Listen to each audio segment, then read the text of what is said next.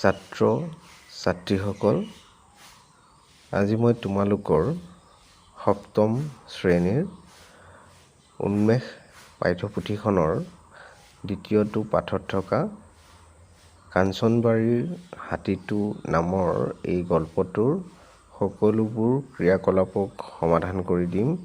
গতিকে এতিয়ালৈকে যদিহে চেনেলটো ছাবস্ক্ৰাইব কৰি লোৱা, কাৰণ তোমালোকৰ এনেধৰণৰ ভিডিঅ'বোৰ ইয়াতে পাই থাকিবা। প্ৰথমটো ক্ৰিয়াকলাপত দিয়া আছে যে তলত দিয়া প্ৰশ্নবোৰৰ শুদ্ধ উত্তৰটো বাছি উলিয়াই সঠিক বৃত্তটো পূৰ কৰা। মাছুমাহঁত বিদ্যালয়ৰ পৰা ঘূৰি আহোঁতে পাহাৰৰ পৰা কি ওলাই অহা দেখিছিল? ক. এটা সুগৰি পহু, খ. এটা মহ, গ.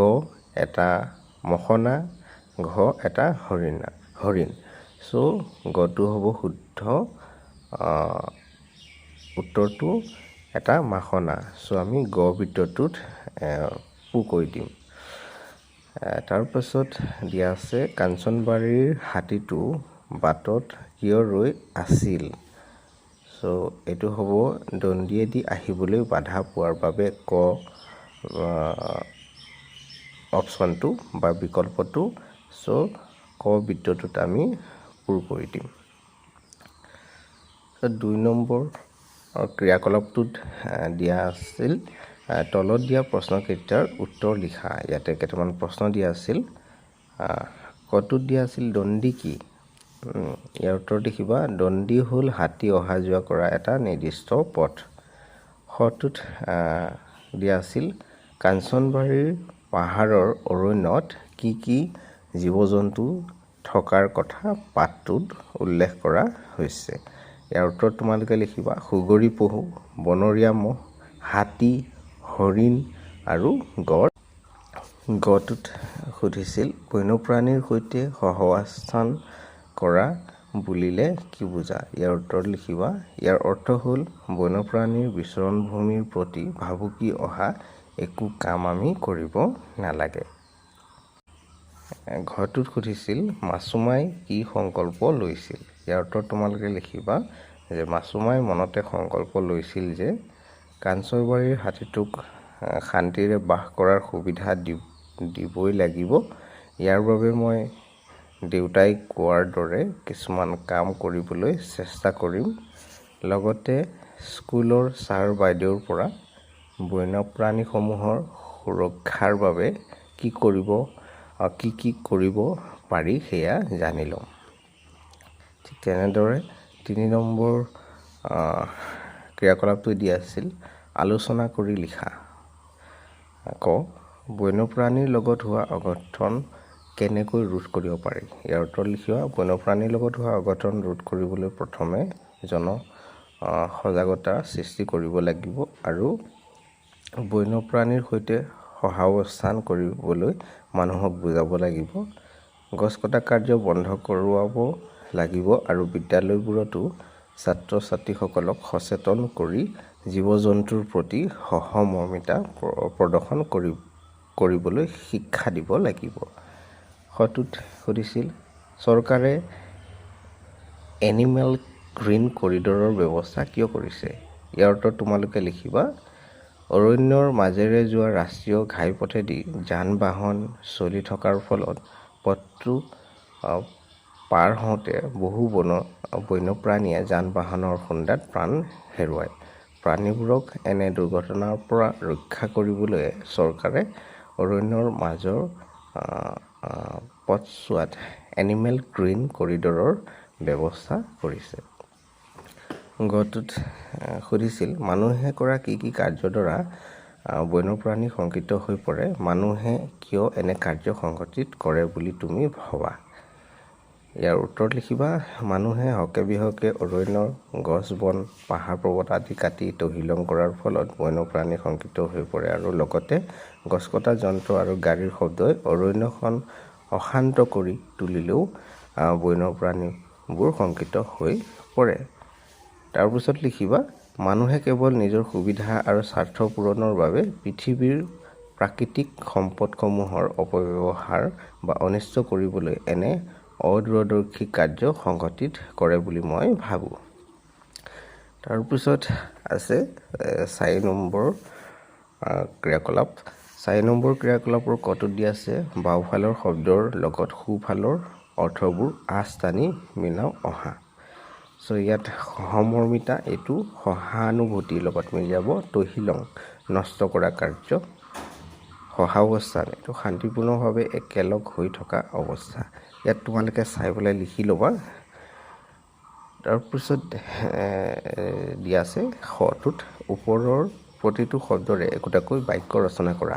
মই লিখি দিছোঁ সহমৰ্মিতা, তহিলং, সহাৱস্থান এইবোৰ শব্দৰ ব্যৱহাৰ কৰি এটা এটাকৈ বাক্য ৰচনা কৰি দিছোঁ। তোমালোকে ভিডিঅ'টো ৰখাই এইবোৰ লিখি ল'বা।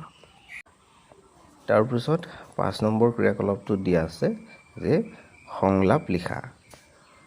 ধৰি লোৱা বাটত ঘূৰি থকা হাতীটো আৰু মাছমৰাহঁতৰ মাজত কথা বতৰা হৈছে। এইটো ভাবিব দিছে। হাতীটোৱে মাছমৰাহঁতক কি ক'ব আৰু মাছমৰাহঁতে হাতীটোক কি ক'ব, সেয়া সংলাপৰ আধাৰত নিজৰ মতে লিখা। উদাহৰণস্বৰূপে এটা বাক্য দিয়া আছে কাল্পনিক কথা বতৰা। এইটো কাল্পনিক। হাতীয়ে মানুহৰ লগত কেতিয়াও কথা পাতিব নোৱাৰে, মানুহৰ লগত মানুহৰ দৰে মাত কেতিয়াও ওলাব নোৱাৰে, কিন্তু এইটো কল্পনা কৰিব দিছে। কল্পনা বা কাল্পনিক কথা বতৰা এইটো। এতিয়া নয়নে কৈছে ধৰা হেৰা গজৰাজ কাই, তোমালোক বনৰীয়া জন্তু আজিকালি নিশাৰ ভাগত সঘনাই গাঁওবোৰলৈ আহি ঘৰ দুৱাৰ ভাঙি লণ্ডভণ্ড কিয় কৰ? ইয়াত হাতীটোৱে ক'ব পাৰে যে বোপা আমি জানো নিজৰ ইচ্ছাত আহোঁ, তোমালোকে আমাৰ থকা ঠাইৰ অৰণ্যৰ গছ বনবোৰ কাটি তহিলং কৰা বাবেই আমি বাধ্য হৈ গাঁৱলৈ ওলাই আহোঁ। তেনেদৰে তাৰপিছত মাছমৰা আমি বুজিছোঁ। তাৰপিছত আমি ইয়াত লিখিব পাৰোঁ হাতীটোৰ কথা বতৰাত তোমালোকে পাহাৰৰ গছবোৰ আৰু নাকাটিবা, আমাৰ বাবে পাহাৰৰ দাঁতিত কঁঠাল কল ঔগছ ৰুবা। তাৰপিছত কৰবী আমি কথা দিলোঁ গজৰাজকাই আমি মানুহক বুজাম যে কোনেও তোমালোকৰ দণ্ডি বাধা নিদিয়ে আৰু গছ বন নাকাটে। তাৰপিছত নবীনে ক'ব হয় কাই, আমি সকলোৱে লগ হৈ তোমালোকৰ সুৰক্ষাৰ ব্যৱস্থা কৰিম। তাৰপিছত ইয়াতে 6 আৰু 7, 7ত ক খ গ তেনেকৈ বহুকেইটা ক্ৰিয়াকলাপ আছিল, মানে সেইকেইটা তোমালোকক বুজাইছে। ইয়াতে দ্বিতীয় ছটো এইটো কৰিব দিয়া আছিল। সত্যবিধি অনুসৰি তলত দিয়া শব্দবোৰৰ ভুল বানানবোৰ বিচাৰি উলিয়াই লিখা। ইয়াতে কিছুমান ভুল বানান আছে, সেইকেইটা বিচাৰি উলিয়াই লিখিব দিছিল। মই ইয়াতে লিখি দিছোঁ। যেনেকৈ অষ্টমী এইটো এনেকৈ শুদ্ধ হ'ব, পৃষ্ঠ এনেকৈ হ'ব, নিষ্ঠাটো এনেকৈহে শুদ্ধ হ'ব। তোমালোকে ভিডিঅ'টো ৰখাই এইবোৰ লিখি ল'বা। তাৰপিছত চোৱা 8 নম্বৰ কটোত দিয়া আছে তোমালোকে পাঠটোত হাতীৰ দণ্ডিৰে অহা যোৱা কৰাৰ ফলত মানুহ আৰু হাতীৰ সংঘাত সৃষ্টি হোৱাৰ কথা পাইছা। এনে সমস্যাৰ সন্মুখীন হোৱাত সমস্যাৰ সমাধান বিচাৰি মাছমৰাহঁতে লিখা আবেদন পত্ৰখন পঢ়োৱা। এতিয়া আবেদন পত্ৰখন পঢ়িব দিছে, মাছমৰাহঁতে লিখিছে। তোমালোকে এইটো পঢ়ি ল'বা। মই উত্তৰকেইটা কৈ দিম। প্ৰশ্ন কেইটামান দিয়া আছিলে ইয়াত। কটোত সেইটো আবেদনখন লিখি দিছে। খত প্ৰশ্ন দিছে খ গ ঘ এনেকৈ। খটো দিয়া আছে আবেদন পত্ৰখন কোনে কালৈ লিখিছে। ইয়াৰ উত্তৰ তোমালোকে লিখিবা। 7ম শ্ৰেণীৰ ছাত্ৰী মাছুমা খাতুনে আঞ্চলিক কাৰ্যালয়ৰ বন বিষয়ালৈ আবেদন পত্ৰখন লিখিছে। তেনেকৈ গটোত সুধিছিল আবেদন পত্ৰখনৰ বিষয় কি। মই লিখি দিছোঁ উত্তৰ, তোমালোকে ভিডিঅ'টো ৰখাই লিখি ল'বা।